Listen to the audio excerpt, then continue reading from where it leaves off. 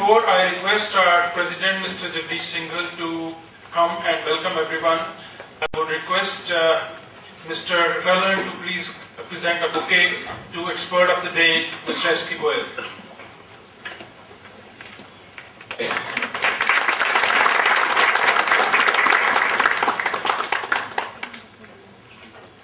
Would also request Mr. D.L. Sharma to please present a bouquet to his colleague and the second expert, Mr. P.S. Pruthi.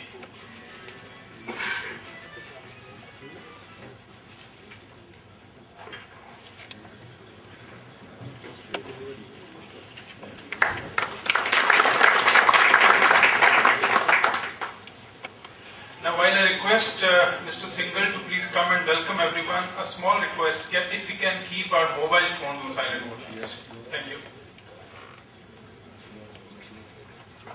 Today's chief guest, Shri S.K. Goel, Chairman Central Board of Central Excise and Customs, Shri Pruthi, Chief Commissioner Chandigarh, your colleagues and guests, members, ladies and gentlemen.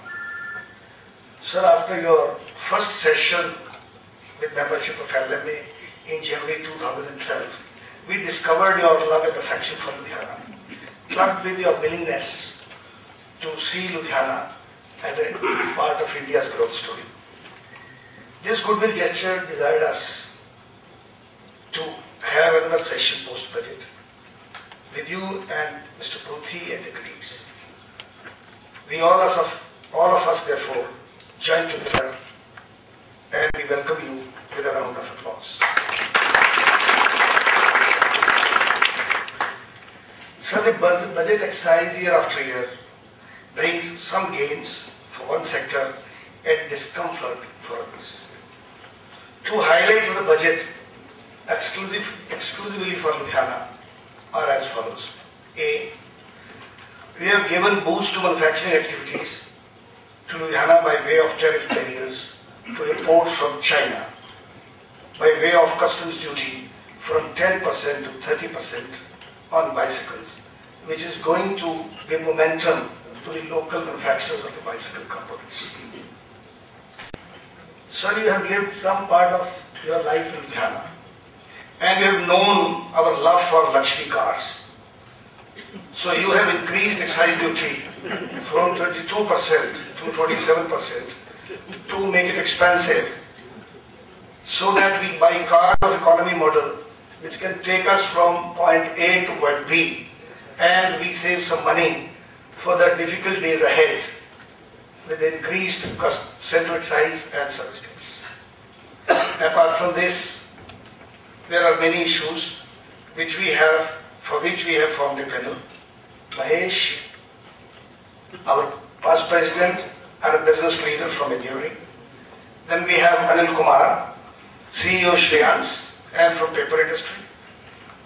And Vinod Goel, he is our past president and from textiles. All of them, they are prominent persons, CEOs in their respective fields.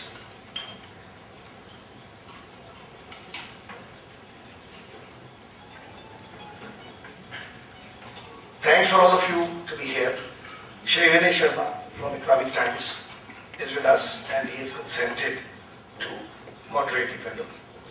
Without taking more time, I would request now our General Secretary to please introduce the expert, Shri S.K. Goel.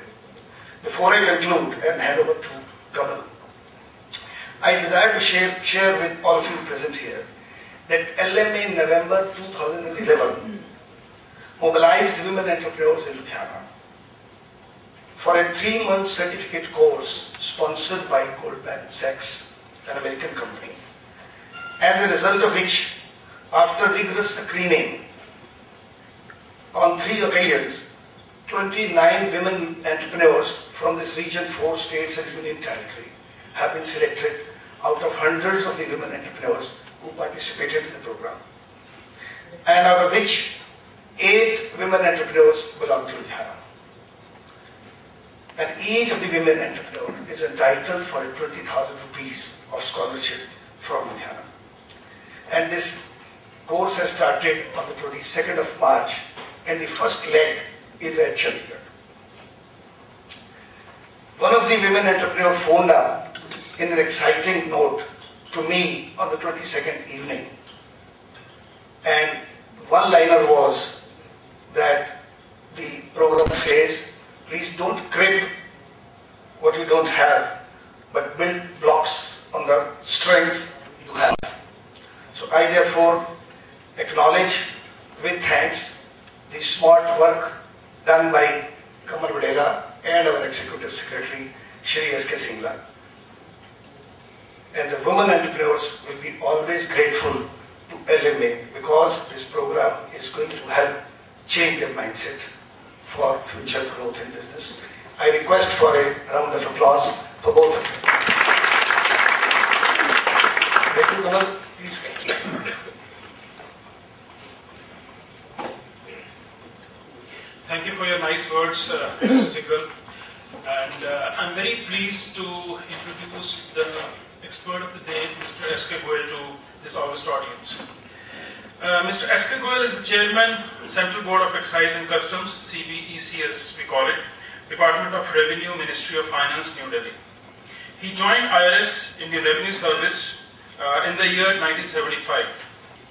He has handled various assignments during his 36 years of checkered career in the Ministry of Finance Ministry as Chief Commissioner and Commissioner all over the country, as well as served under deputation with other ministries such as Information and Broadcasting, National Buildings Construction Corporation, NBCC, Narcotics Control Bureau, etc., and has achieved the highest position of Secretary to the Government of India.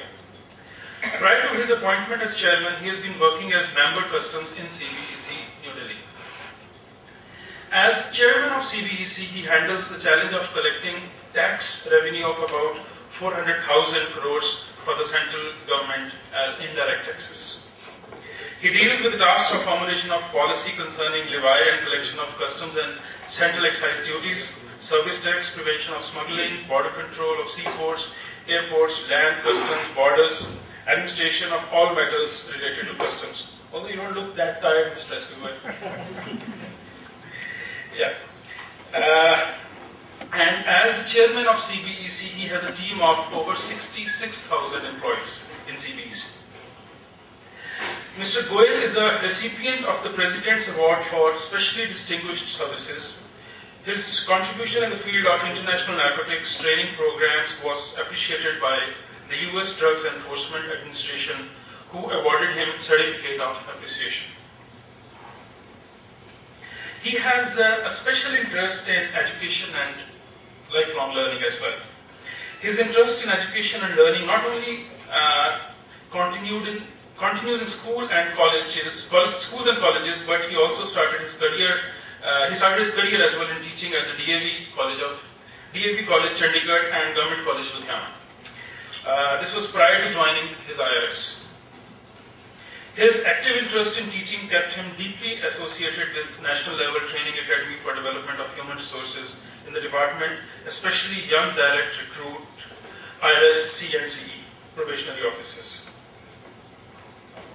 He intends to continue to engage in the field of education even after retirement and has interest in philosophy, literature, music, human welfare activities. So I present to you Mr. S.K. Goyal and along with his colleague Mr. P.S. Puthi, and we are also very thankful to, as Mr. Singhal said, Mr. Vinay Sharma.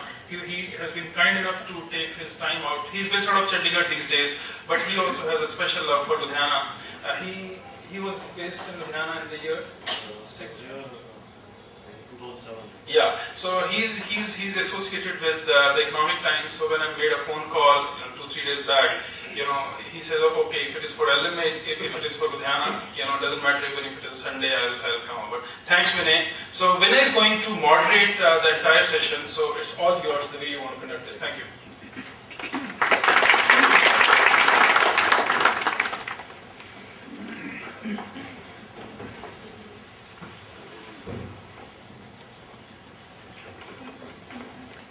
Learned members on the stage, ladies and gentlemen, it's a privilege for me to be here and interact with you, and indeed an honor to moderate this event.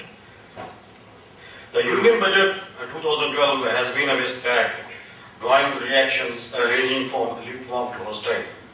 We'll try to decode this further with the help of our experts, and briefly, I'll speak briefly for a minute. It would not be wrong to say that during UPA 1 and UPA 2, successive union budgets have been a tale of dire times and broken promises. The more people try to change, politicians see to it that it remains same. In this blame game, political compulsions and marriage of conveniences between the allies, the relationship between Congress and Trinamool Congress, or metaphorically read Manmohan and Mamata, has drawn parallels to any married couple, where both husband and wife agree to disagree. One wants to walk towards the north and other to the south, and in the end, contrary to each other's aspirations and wishes, they start walking in the direction of east. The high drama real budget is an apt instance of this. The state of Indian Union is probably the same and approaching a new desperation level. Never in the past 2 decades has the economic situation been so grim, not even during the global credit crisis in 2008. Industrialists, investors and commoners were expecting a remedy in the budget, but hardly anything came by that promises better days, at least in the near future. As Mr. Singhal, he was making a small passing reference towards Ludhiana's love for SUVs and all. Not only SUVs, but cars, jewelry, bicycles, imported bicycles and consumer durables. Eating out set out to be cost more. Common man is set to face the heat in next 2 or 3 days. And in the process, Finance Minister Pranab Mukherjee, more known as Congress troubleshooter, is losing his credibility with every passing budget session.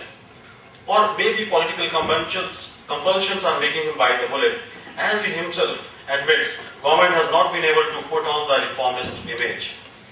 Maybe there is more to it.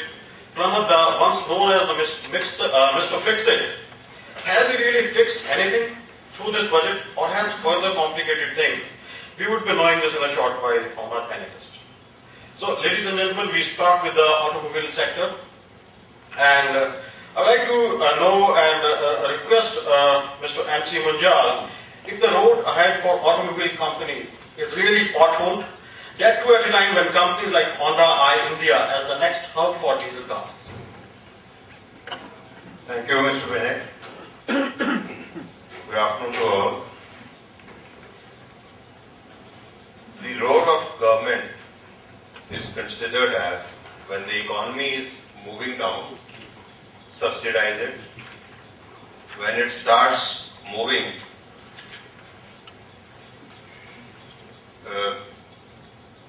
regulate it. And when it starts moving fast, tax it. I highly appreciate a very pragmatic, practical budget, as it has touched all aspects but moderately. No extreme anywhere. Budget is a financial statement prepared by those who manage organizations or countries' funds, where they need sanction of the resource people, owners or the custodians. Expense statement is matched with the income and vice versa. The first draft, expense is high, income is low, and some fine-tuning is done. Then the government tries to project its policies through these by promoting some of the expenses and reducing some of the taxes where they want to favor, and reducing expenses and increasing taxes where they want to disfavor, like cigarette, etc. Major changes were started in the year 1991 when the reform started, and more severe major changes took place in the year 2008, end of the year 2008, not in the budget but otherwise, where in last 365 days the excise duty was brought down from 16% to 8%, 14, 12, 10 and then 8. Now it was increased after that to 10% and then now to 12%.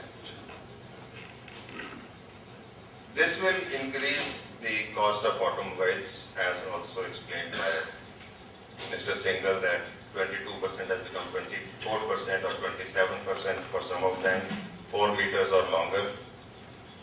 One good thing, sir, the increase in bicycle component import to 20% and bicycle import to 30%.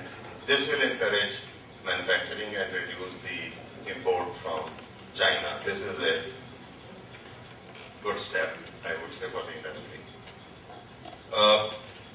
The increases in the excise duty will hit slightly the sales. For a company, the cost escalate when the commodity prices go up, and also they escalate when the sales volumes go down. So if with this increase in excise duty, the sales volume don't grow as they were to, they will not go down, but there will be a lower growth. This will affect the companies. The leading companies may not get affected, leaders of the market, but the trailing companies will definitely get affected, not 1, 2 or 5%, but 20, 30%, and there lead to some scenarios like what Kingfisher Airline is today. There have been some companies that have gone into these periods. For a customer, the buying decision depends on 4 costs: the initial price of the vehicle, the cost of financing a car or a motorcycle, which changes, with time after you have taken, cost of petrol and diesel.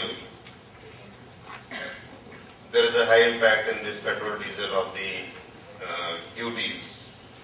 We would like to know that how many times, how much duty is being loaded, and now they say that they are subsidizing it, whereas petrol, diesel are much cheaper in the countries where the taxes are low, this import duty, excise duty, VAT, than the cost of maintenance.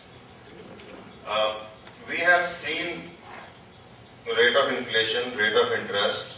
My question is more on, because in this budget there is slight calibration of the taxes, so there is not much, but what it cascading effects lead to. Rate of inflation goes up, rate of interest goes up, exchange rate goes up, fuel prices go up.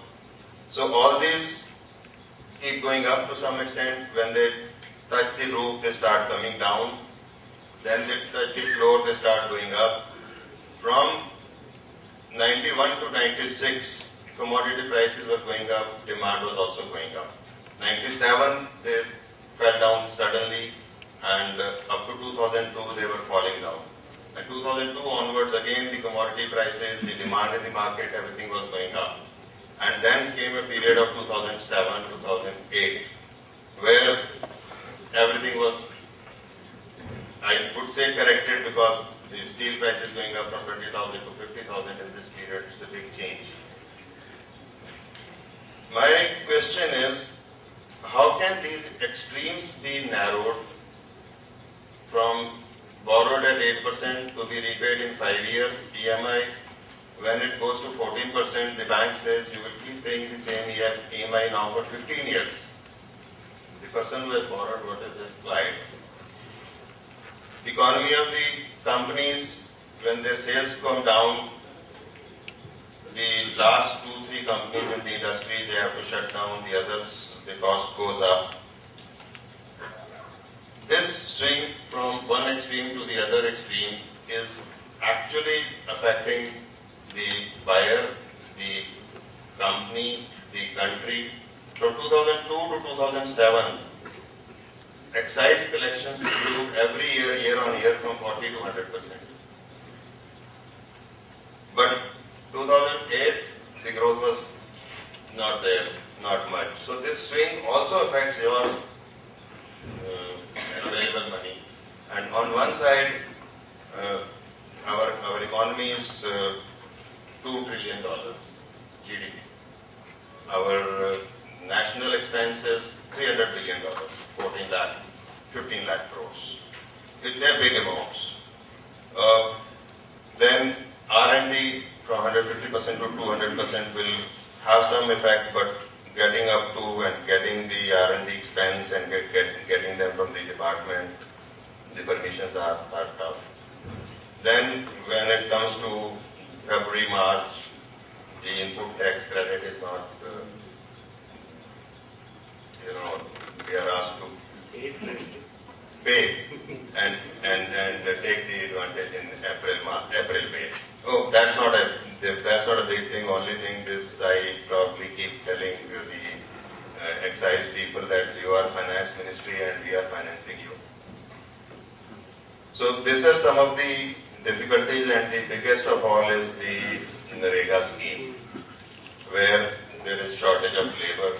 We don't know why don't they let these people who have to be given payment in NREGA, why don't they let them work the industry instead of working in the,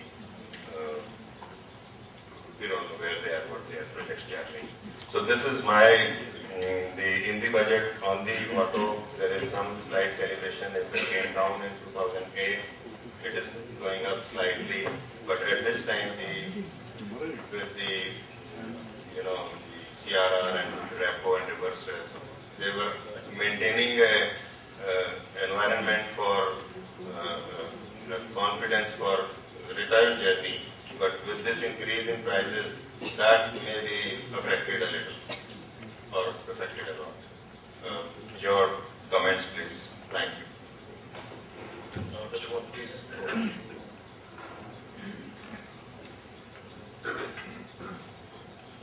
Very good afternoon to all, ladies and gentlemen.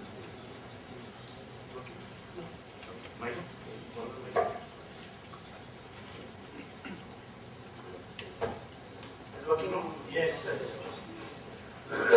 Very good afternoon. It's always a pleasure to be in Ludhiana, and particularly with LMA. I find the audience very distinguished and very well informed. So one learns a lot apart from explaining the various government policies. One learns a lot here. So I thought let me be here. The Ministry of Finance, we are trying to be as transparent and as consultative as we can. As you know, we had extensive pre-budget consultations starting from the end of November till January, 2.5 months, from various chambers of commerce and industry and with various industry associations as well, including tiny and small scale industries and sector specific like automobile industry, auto components industry, electronics industry. All of them we had consultations with them. And we got all the representations, examined all the representations sincerely, thoroughly. And now, of course, after the budget again, we are having the consultation process. In Delhi, we had interaction with CII, with FICCI, SHM, Delhi Chamber of Commerce. Yesterday, I was in Mumbai. I had similar consultations with the FICCI local chapter in Mumbai and Western region, and also with the Indian Merchants Chamber, Maharashtra Chamber of Commerce Industry. Today I am in Ludhiana. Budget has been guided by several objectives. It's the job of finance minister and the job of people who help him is not that easy because they have to manage various sectors of the economy and various aspects of the economy, various levels of growth and various segments of population. GDP growth has been slowing going down. The budget has been made in a scenario where GDP growth has slowed down, which used to be more than 8% previous year and before that. This year is 6.9%, maybe 7%. And the target for next year has been fixed 7.6%, depending upon how the economy revives. We are not talking of more than 8, we are talking of less than 8 now. Fiscal deficit, which was targeted at 4.6% of GDP, actually turned out to be around 5.9% in the current fiscal 2011-12. Subsidies burden has been going up. You mentioned about some of the schemes. The more schemes are there. These are government policies on which I would not like to comment. But these are the government policies which they have to implement. But at the same time, Finance Minister has announced that he will try to keep the subsidy burden down to 2% and bring it to 1.7.5% in the next 2 years. So he had to balance the expenditure of subsidies, reduce GDP, enhanced fiscal deficit in this scenario, and also we have to contain inflation. Inflation has been going up, which has just come under control in the last couple of months. So in this scenario, we have to make the budget proposals. So one of the objectives, of course, was fiscal consolidation in view of the large fiscal deficit. Excise duties have been increased from 10% to 12%, which you just mentioned. They could have gone up to 14% as well, because they were 14% in 2008-9 before the global economic slowdown affected all over the world and particularly India, and because of the deep cuts in excise duty from 14% to 8%, which also meant deep cut in customs duty, because excise duty is also collected as CBD for imports. So Indian economy was able to withstand the global economic downturn, and it was able to come back to a growth path. We had 8.1, over 8% growth in 2009-10 as well as 10-11. 2 years we had that. 11-12, of course, is a different story, by which reasons are well known to all of us. So in this situation, he could have increased the rate of duty to 14%, but he kept it at 12% deliberately. Two purposes for keeping it 12%. One is, of course, the inflation factor, as you mentioned, that might lead to inflation. Inflation has to be kept under check. The other aspect, of course, I'll just touch upon. So he wanted to keep the inflation under check. And our experience is that when the duties are reduced, it doesn't automatically mean that prices go down. Prices may not go down, may go down, or they may go down not to the extent that duty burden is reduced. Likewise, it is not necessary that when duties are increased by 2%, the prices will go up by 2%. We believe, and the economic experts, they believe that it will have some impact, but not to the extent that it is thought. It will have some marginal effect in the short run, but in the medium and long run, this will help in revival of the economy, because government has to have more funds, not only for subsidy schemes, but also for export promotion schemes. We are foregoing a very significant amount of revenue in export promotion schemes, and believe these export promotion schemes are continuing despite the fact that customs duties have come down from what used to be 100%, 80%, 150%. So at that time, advance license scheme was introduced, so that you would have to pay 100% duty in advance and then export. So they said, okay, you have advance license, you import duty free, and then you export, fulfill your export obligation. At that time, export obligation had to be fulfilled within 6 months. Let's remember. It has been much liberalized since then. So all these objectives have also to be fulfilled.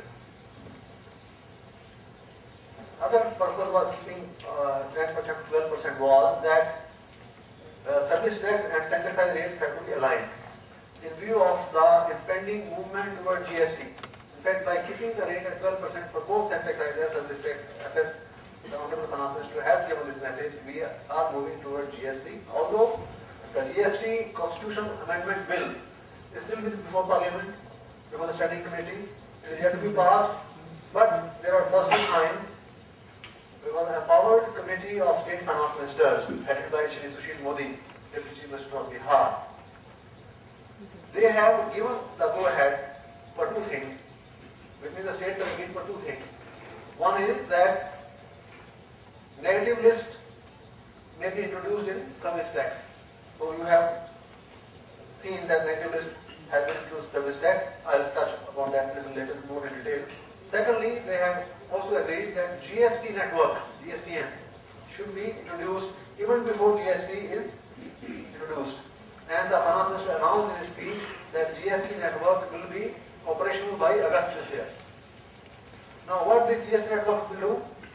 Once the GST comes, then all the state VAT departments, which will be handling state GST, and the central Board of Excise and Customs, all over commissionerates, they will be handling the central GST and also the interstate GST. They will be operating on a common portal, which is called GST Network Common Portal, and the assessees would be obtaining registration on that portal, PAN-based registration, which will be linked to, the number will be linked, and they will be registering, obtaining registration on that portal. They will be making payments of duties on that portal. They will be filing their returns on that portal, and interstate GST transactions, credits, debits, they will be handled on that portal, and that portal will also enable to avail sandwich credit for the assessees.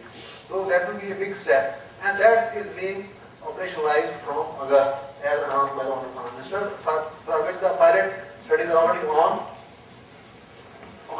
accounting processes, payment processes, return processes, registration processes. With 11 states, the pilot studies are on.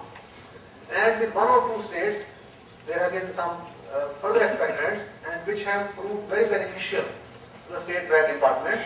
So it has engendered interest in the states. Now other departments also want to join those experiments, like Gujarat, Karnataka, they want to join those experiments.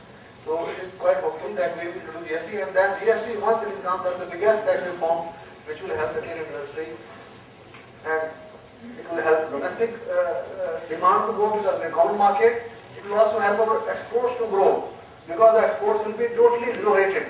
Now, in spite of the fact that we are having so many export promotion schemes, we are having drawback, we are having, still there is some tax embedded in the export product, because some of the state taxes probably, I'm not sure to what extent they are being utilized. Maybe to some extent they are not being utilized. So the GST will ensure that 100% utilization of taxes takes place, and exports are zero rated. You will be more competitive compared to what you are today. You mentioned about the auto industry, cars. There was a demand for increasing higher duty on diesel cars. You would have read in the media.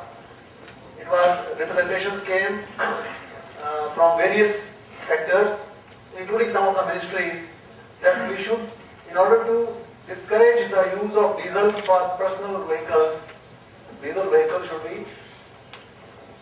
should bear a higher tax burden than the other vehicles, but that has not been done. What is the purpose? The purpose is not to scuttle the diesel automobile industry, the investment that has been made, the investment that is planned. So it is also in a way a positive step for encouraging the auto sector, including the auto components. One lot of auto components industry in Ludhiana. I am sure you must be making parts not only for the petrol cars but also diesel cars and other things. So that has not been done. And also to encourage the local car industry, the duty on bigger imported cars, which are also popular in Ludhiana, $40,000 plus value, the rate of duty on import duty has been increased from 16% to 75%. That will also encourage the local domestic car sales. And the rate of increase in car industry is only 2%. From 10 to 12 for small cars, for bigger from 22 to 24, still bigger 22 to 27, but earlier it was 22 plus 15,000 rupees. It was not 22%, it was 22% plus 15,000 rupees. 15,000 rupees effectively translated to 25%. So when we have made from 22 to 27, actually from 25 to 27. So it's only 2% increase, which is not big, and I'm sure this auto sector can bear this little marginal increase, which is all across the board. Not only confined to auto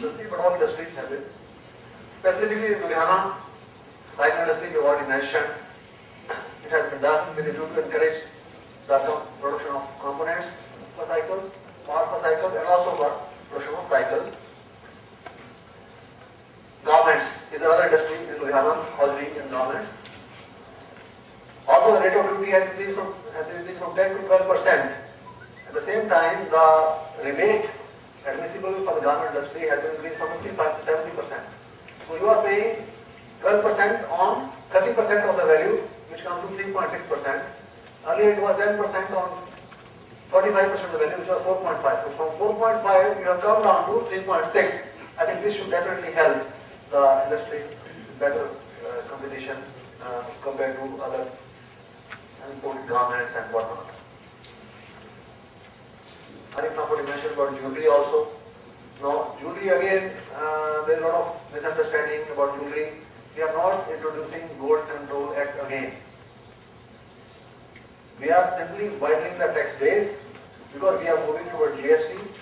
So, jewelry trade has been brought under the tax net, and what is the duty liability? Duty liability is 0.3%. 0.3% is the duty liability. So if you are making an item which is selling, let us say, for 10,000 rupees, duty liability is only 30 rupees. Is this a heavy burden? 0.3%, that's the duty liability. 3 paisa on a, less than 3 paisa on rupee. And all the small jewelry manufacturers, which means the goldsmiths, the artisans, those who are operating from their small shops, they are covered by small scale exemption, which is 1.5 crore. Now 1.5 crore is to be calculated on the basis of 30% of the transaction value, which comes to 5 crores. So if you have a turnover of 5 crores, based on 30% transaction value, you are totally out of the tax net. And also, in addition to that, whatever jewelry you are making for others, for bigger manufacturers, that is not to be counted for your transaction value, or for your value of clearances. So, a small manufacturer of jewelry could be manufacturing jewelry worth about 7 crores, 8 crores, 10 crores, still out of the tax net. It means it doesn't have to take registration, it doesn't have to file return, it doesn't have to pay duty. It is only the bigger jeweler who get manufactured, he will have to take the registration, he will have to file return and pay duty, and that also simple one-page return. We have introduced simplified one-page return this year, and the return is to be filed once in 3 months. The jewelers are already paying VAT, state VAT, they are maintaining some records, they are having a bill book, they are having the gold has been used record, and they are having the whatever jewelry has been produced, that record. Nothing more is required. What is the stock of gold? Either purchased or supplied by the person, and what is the quantity of value of jewelry manufactured, and the bill that you are issuing. That is what required, and monthly payment of duty, not every day. Once in a month you pay duty. Now you can pay your duty electronically. You don't have to go to the bank to pay duty. You can pay your duty electronically. You can obtain registration from the Secretary Department electronically, and you can file your quarterly return electronically. No need to visit any office, and nor will any officer be visiting the jewelers manufacturing premises, unless there is a post office. Sorry, Mr. Goyal. We'll be coming back to some of these points. Alright, I thought I will just explain the budget philosophy because we were talking of inflation and all that. So in that context, then of course I want to touch some of the industries in Ludhiana. Thank you, and I'll join whenever you. Perfect. Now, let me say at this moment that I am also joined by my 2 colleagues sitting here from TRU, Mr. Deepak Garg, who just stands. He is involved with our service tax law, the introduction of nitrate list, and we have issued a guidance paper on service tax. He is now the author of the service tax guidance paper, which many of you would have seen. Then we are joined by Mr. Yogendra Garg. He is also in TRU, and he is involved with central excise and customs matters. So they are here. I thought in case there are some 2 technical questions so far are very general, and in case very specific technical questions, they will be able to respond. Thank you very much. Thank you. Well, Mr. Goyal, you made a slight remark about the service tax also. And do you think that the service tax, like you said that before the global recession, it was 14%, and in a way, are you indicating that next year it could again be escalated by 2% more from 12% to 14%? No, service tax was not 14%. Service tax was 12%. Excise duty was 14%. Yeah. And they were both brought down to 10. service tax was gone down to 10, central excise was gone down to 8. Then central excise duty was brought up to 10. Now both are at 12. I'm not saying that it go up to 14. I'm only saying that it could have gone up to 14, but it has been kept at 12. I'm not saying it will go to 14 next year. I'm not saying that. Okay. So now we're talking particularly about the automobile sector, and Punjab remains a hub for auto component export, and we would like to understand from Mr. Pruthi and from Mr. Munjal also that how would these developments actually affect these exporters from Punjab region. Mr. Pruthi, you first. If you don't mind, I'd like to come back to two comments made by Mr. Munjal earlier. Sure. I'd like to respond to them. One was of the perennial problem of paying through Senvat in February, March. You had mentioned something like that. I want to make it clear that in our zone of Punjab, Himachal and J&K, no such message has gone from